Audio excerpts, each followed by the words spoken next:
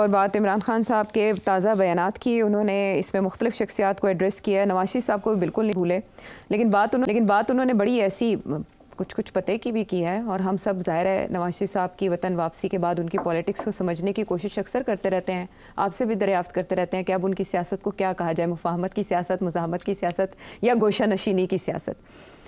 نواز شریف صاحب کے حوالے سے پریڈکشن تھی کہ وہ جا رہے ہیں لندن، دوبارہ وہاں پر کچھ ٹیسٹ ویسٹ ہونے، اور مرحومہ کلثوم نواز صاحبہ کی جو برسی 11 تاریخ کو گزری ہے اس کے بعد وہ ان کی روانگی ہو جائے گی. لیکن احسن اقبال صاحب نے ایک موقع پر اس بات کی تردید بھی کی کہ ایسا ابھی کوئی پلان نہیں ہے. عمران خان صاحب یہ کہہ رہے ہیں کہ نواز شریف کو انہوں نے دبکا لگا کر روکا ہوا ہے، نہیں تو کب کا باہر بھاگ گیا ہوتا. یہی عمران خان صاحب کچھ عرصہ پہلے کہہ رہے تھے کہ نواز شریف صاحب کے باہر جانے کی تیاریاں مکمل ہیں، کچھ ضروری ساز و سامان اٹھانا ہے. وہ بھی آپ سے میں نے پوچھا تھا کس نے دبکا لگا کے روکا ہوا ہے نواز شریف؟ مجھے نہیں سمجھ آ رہی اس بات کی. نواز شریف صاحب کی پارٹی اسٹیبلشمنٹ کے ساتھ ہے، وہ گورنمنٹ میں ہے، وہ کیسے ان کو روک سکتی؟ کیا یہاں رکھنے سے کیا فائدہ؟ کیا نواز شریف کسی چیز سے بھاگ رہے ہیں کہ ان کو روک کے رکھا ہوا ہے؟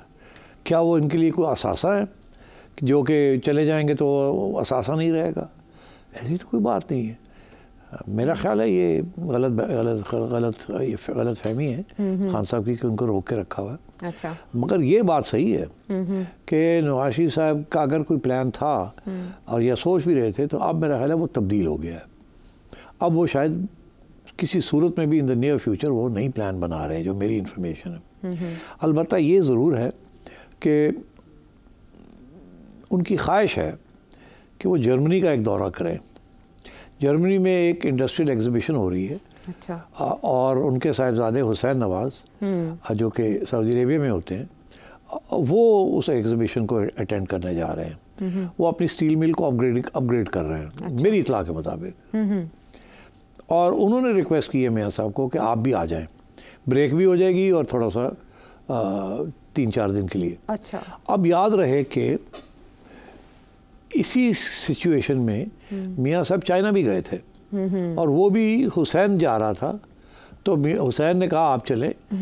میاں صاحب کو میں نے پہلے بھی کہا ان کو بڑا شوق ہے ایگزیبیشنز وغیرہ کا. تو وہ ایک پرائیویٹ ٹور تھا، اس میں کوئی پولیٹیکل ویلنگ ڈیلنگ نہیں تھی، اور وہ چلے گئے تھے China to this one city where the fair was being held. مگر کیونکہ حسن نواز یہاں ہے دوسرا بیٹا تو وہ بھی ان کے ساتھ چلا گیا. اچھا. مگر اس پہ کوئی سیاست نہیں تھی، کوئی میٹنگز نہیں تھی. He was a private citizen and he went for this exhibition جس کا ان کو بڑا شوق ہے.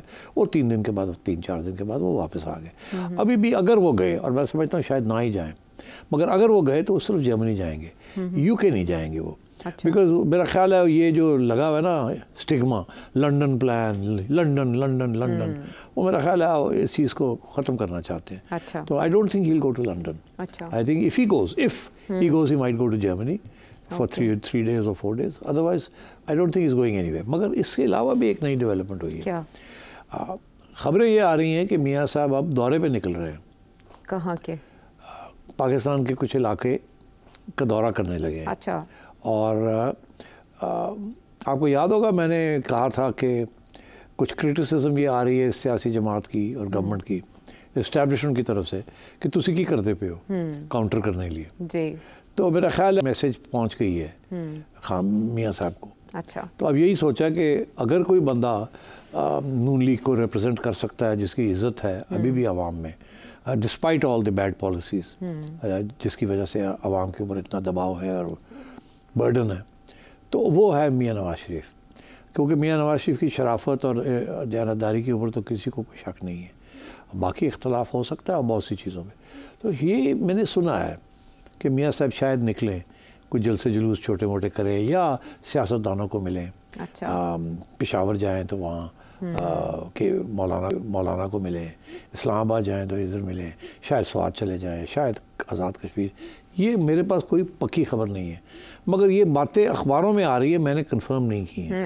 مگر میں سمجھتا ہوں کہ اٹ از انٹائرلی پاسبل کہ میاں صاحب جو اس وقت سو کالڈ ریٹائرمنٹ میں ہیں، سو کالڈ یہی کہتے ہیں نا جی وہ تو بالکل ہٹ گئے ہیں، پیچھے ہٹ گئے ہیں، مگر پھر بھی تصویریں نظر آتی ہیں وہ میٹنگز کال کر رہے ہیں، اسپیشلی ود مریم. اور ابھی حال ہی میں انہوں نے ایک اور میٹنگ بھی کی تھی جس میں شہباز صاحب بھی تھے، یہ بھی تھے، مسلم لیگ نون کی ہنگامی میٹنگ تھی وہ. تو میرا خیال ہے کہ یہ ہو سکتا ہے کہ اپنی کنسٹیٹوئنسی کو پھر تھوڑی بہت دھکا لگانے کی کوشش کریں کہ بھئی آپ تھوڑے سے جاگیں اور it's not the end of the world, we are fighting and so on. Because अगर कोई बंदा बयानिया बना सकता है मुस्लिम लीग का या रिवाइव कर सकता है तो नवाज शरीफ है, वो ना और कोई नहीं नून लीग के अंदर जो वो कर सकता है। लेकिन वफाक में शहबाज शरीफ साहब के होते हुए तो बयानिया वापस नहीं ला ले सकते अपना, वो और बात है, मगर मेरा ख्याल है कि मियाँ साहब का निकलना ज़रूरी है, अवाम के साथ राब्ता बड़ा ज़रूरी है। यानी चेकअप वगैरह का भी कोई इरादा लंदन जाने का नहीं है। इसहाकडार साहब पहुँच गए थे और वहाँ जाके उन्होंने ये बात कही कि नवाज शरीफ साहब तो फुली ऑन बोर्ड है मरीम नवाज साहिबा के साथ, अपने भाई के साथ।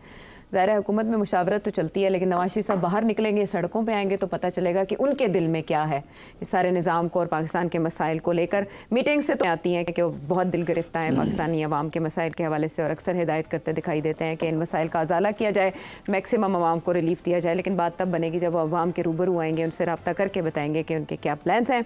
हम वापस आते हैं ब्रेक के बाद।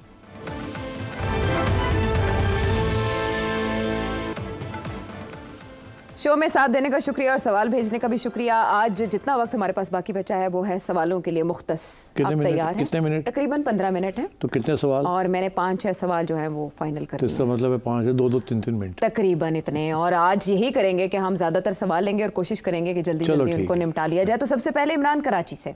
आपको ऐसा नहीं लगता कि कुछ ऐसी भी मतलब कुव्वतें हैं जो ये चाह रही हैं कि गंडापुर को ही आगे लेके आए और इमरान खान को पीछे ही रखें? जैसे कि हमने देखा कि मुस्लिम लीग नून में नवाज शरीफ का तो चैप्टर ख़त्म हो गया, क्योंकि पार्टी ख़त्म नहीं हुई थी तो शहबाज शरीफ साहब बड़ा एक अच्छा ऑप्शन है उनके पास। देखिए, गंडापुर साहब पीटीआई के लीडर नहीं बन सकते। वो केपीआई के केपी में भी वो पार्लियामेंट्री लीडर बन सकते हैं because of votes and so on, मगर as a popular leader KP में भी ही cannot be the leader of the PTI. और बाकी पंजाब में तो बिल्कुल उनको कोई नहीं एक्सेप्ट करेगा और ना ही किसी और जगह पे उसको कोई एक्सेप्ट करेगा। सो PTI minus Imran Khan, they don't have a leader.